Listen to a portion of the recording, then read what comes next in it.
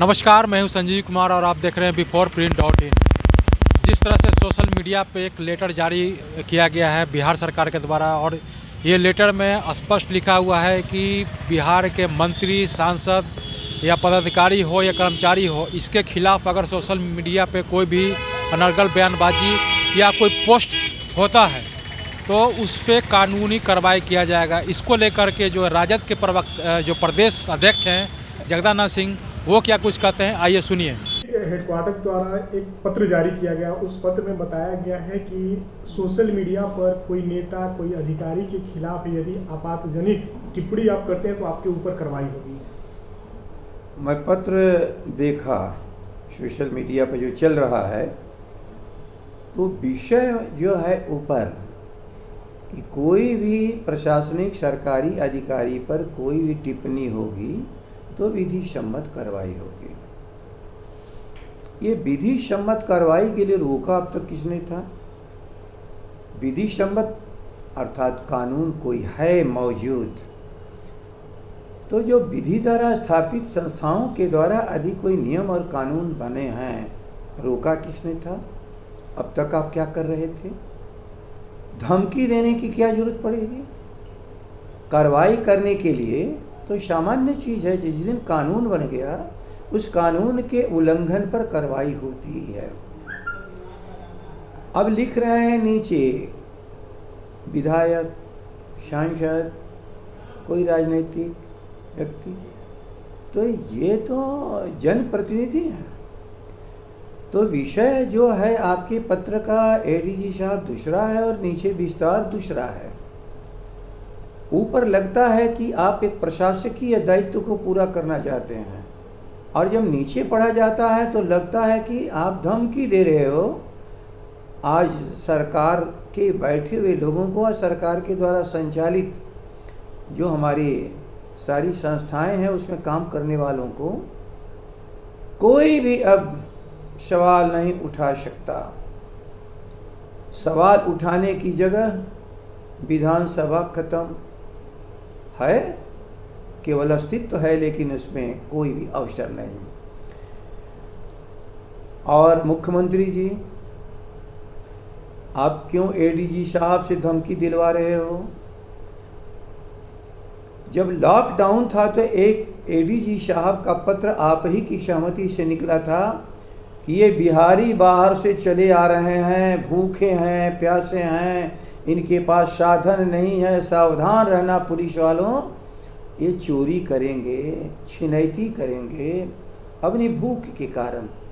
आपका पत्र ये जाना चाहिए था कि निरीह और अनाथ लोग नहीं हैं, गए थे अपने कौशल से, प्रतिभा से अपने जीविकोपार्जन के लिए, लेकिन जो परिस्थिति है देश की, वो लौट रहे हैं, इस समय अभाव में होंगे। इनके अभाव में कैसे सरकार और प्रशासन सहयोग करे, ये निर्देश जारी करने के बदले हमारे सारे परिवार के लोगों ने जो बाहर से आकर के 60 से 70 हज़ार करोड़ रुपया कमा के बिहार को देते हैं, आपने चोर बना दिया। फिर एक मूर्खतापूर्ण ये बात हो रही है। मैं इसको मूर्खतापूर्ण शब्द का प्रयोग कर रहा हूँ।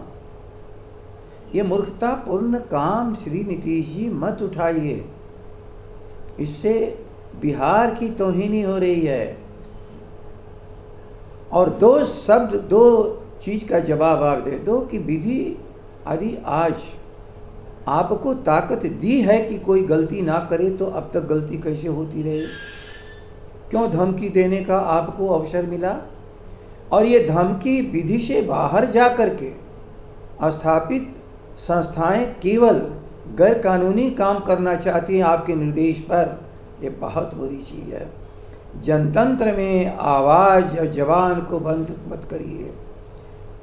जनतंत्र, लोकतंत्र में जब जवान बंद होती है, आवाज़ बंद होती है, तो विद्रोह और विस्फोट हो जाता है।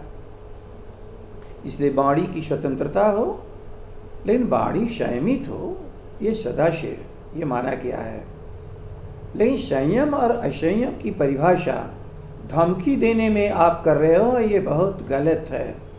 इसलिए मैं अपने दल की तरफ से और आम जन की तरफ से कह रहा हूँ, कोई आवश्यक नहीं था इस पत्र को निर्गत करने का धमकी भरे शब्दों में। विधि द्वारा स्थापित संस्थाओं का काम ही है कि विधि का उल्लंघन करे तो उसको माननीय न्यायालय के सामने ले जाए। लेकिन किसी भी विधि द्वारा स्थापित आदेश का अनुपालन और धमकी देने में बहुत अंतर है। ये पत्र धमकी देने के लिए है, पत्रकारों को, मीडिया को, प्रिंट हो, विजुअल हो, सोशल हो, सबको। और उस आलोचना से जो आपका निकम्मापन है, उसकी आलोचना से आप परेशान हो, लेकिन आप जितना भी तानाशाही स्थापित करना चाहते हो, अच्छे काम करो, वरना आलोचना का सामना करना पड़ेगा। और ऐसे पत्रों के द्वारा बिहार की 12 करोड़, 12.5, 13 करोड़ जो भी जनता है, भयभीत नहीं होने वाला है। ये समाजवादियों का राज्य है, गांधी के आदर्शों पर चलने वाला ये बिहार है। बिहार आंदोलित है अपने हक को लेने के लिए।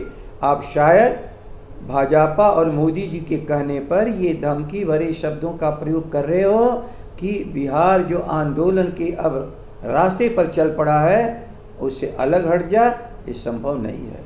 तो आपने सुना कि राजद के जो प्रदेश प्रवक्ता हैं जगदा सिंह ने क्या कुछ कहा। आइए अब जो है हम पार्टी के जो प्रवक्ता है, राष्ट्रीय प्रवक्ता हैं दानिश रिजवान जी, सरकार के पक्ष में क्या कुछ कह रहे हैं, आप वो भी सुने। देखिए, कुछ वांछित तत्व और संगठन सोशल मीडिया के जरिए समाज में दंगा फैलाने की कोशिश कर रहे हैं। वैसे लोगों पर अंकुश लगाने के लिए राज्य सरकार ने कमर कस दिया है।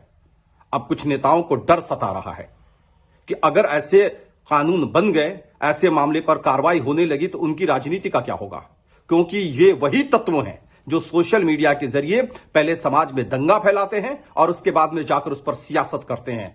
वैसे लोगों को मैं बता देना चाहता हूं कि अब सरकार ने आपको चिन्हित कर लिया है। आप दंगा फैलाइएगा, हम गिरफ्तार करके आपको जेल भेजेंगे।